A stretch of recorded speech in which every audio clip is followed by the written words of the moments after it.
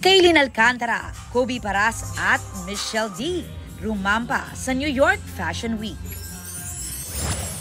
SB19 Pablo, inilabas na ang tracklist ng kanyang album na Alon.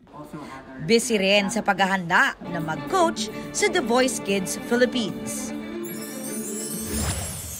Maroon 5, balik concert sa Manila sa January 2025.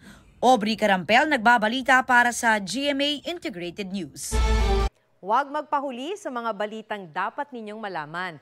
Mag-subscribe sa GMA Integrated News sa YouTube. Sa mga kapuso abroad, subaybayan nyo kami sa GMA Pinoy TV at sa www.gmanews.tv.